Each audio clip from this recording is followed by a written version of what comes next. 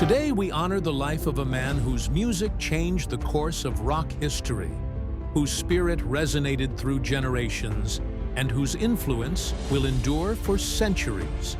Bob Weir, founding member of the Grateful Dead, has died at the age of 78. His family shared on social media. It is with profound sadness that we share the passing of Bobby Weir. He transitioned peacefully, surrounded by loved ones, after courageously beating cancer as only Bobby could. Unfortunately, he succumbed to underlying lung issues. Those words reflect the heart of a man who lived boldly, loved deeply, and left a legacy indelible in music and culture. Bob Weir was never just a guitarist. He was a storyteller, a pioneer, and an architect of sound that defied convention. Born Robert Hall Weir in San Francisco in 1947, he grew up surrounded by a city alive with artistic rebellion and musical experimentation. At just 13 years old, he picked up a guitar, unaware that this simple act would shape not only his future, but the future of American music itself. As a teenager wandering into a Palo Alto music store, fate intervened when Bob met Jerry Garcia. The two spent the entire night playing music together, an encounter that would become the foundation of one of the most influential bands in history. What began as Mother McCree's Uptown Jug Champions soon evolved into the Warlocks, and finally into the Grateful Dead. Bob later reflected on that transformation, saying, "The Beatles were why we turned from a jug band into a rock and roll band," a statement that captured his openness to change and creative evolution. For 3 decades, Bob Weir stood at the center of the Grateful Dead's sonic universe. His rhythm guitar work was unconventional, almost orchestral, weaving in and out of the music rather than simply keeping time. He sang lead on songs that would become anthems, while also anchoring the band's famously improvisational performances. The Grateful Dead refused to follow industry rules, choosing instead to create a musical experience that was alive, unpredictable, and deeply communal. No 2 Grateful Dead concerts were ever the same. Each show was a journey, stretching songs into uncharted territory, guided by intuition rather than structure. Fans known as Deadheads followed the band across the country, forming a traveling community bonded by music, freedom, and shared experience. Bob understood this bond deeply, once saying, "What I like best about music is when time goes away." For those in the crowd, time truly disappeared.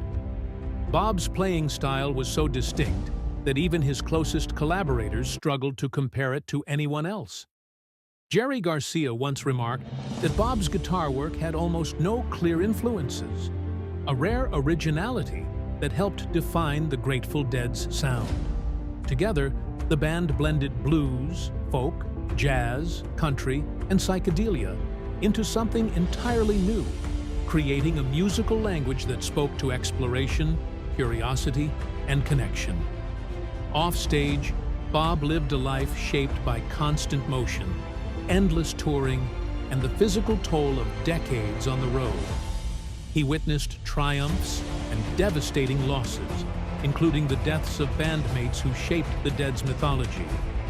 When Jerry Garcia passed away in 1995, many believed the Grateful Dead story had reached its final chapter. But Bob Weir refused to let the music fade into history. Instead, he carried the torch forward. Through projects like Rat Dog, Further, and later Dead and Company, Bob ensured that the music continued to evolve. Collaborating with younger musicians, including John Mayer, he introduced the Grateful Dead's legacy to a new generation. He was never interested in nostalgia alone. He believed the music had to live, breathe, and change. Even into his 70s, Bob remained restless and creative. He explored orchestral arrangements, reimagined classic songs, and spoke openly about building what he called a 300-year legacy. He wanted the music to outlive him, not as a museum piece, but as a living tradition passed down through time. In his final year, Bob faced his mortality with the same courage that defined his life. After being diagnosed with cancer, he returned to the stage in his hometown for a 3-night celebration marking 60 years of music. His family later described those performances as emotional, soulful, and full of light, emphasizing that they were not farewells, but gifts to the fans who had walked alongside him for decades. Bob Weir believed music was about connection above all else. He often spoke of death not as something to fear, but as part of a larger journey. In one reflection, he described it as the last and best reward for a life well lived. Those words resonate now as fans around the world mourn his passing while celebrating the life he lived so fully. Tributes poured in from fellow musicians, friends, and fans who remembered not just his talent, but his humanity. Stories surfaced of late-night conversations, laughter backstage, and moments when a single chord could heal an entire room. To many, Bob was not just a legend, but a companion through life's highs and lows. The Grateful Dead never chased charts or trends.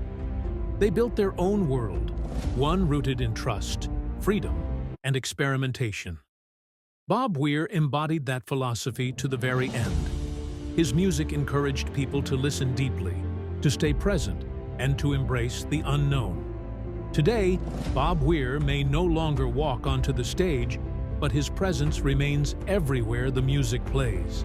In every tape passed from hand to hand, every jam that stretches beyond expectation, every community formed around shared sound, his spirit lives on. The rhythm never stops. This is not simply the story of a death. It is the story of a life lived in harmony with creativity, courage, and connection. Bob Weir changed music forever, not by seeking greatness, but by trusting the journey. And as long as the music plays, his legacy will continue to echo through time.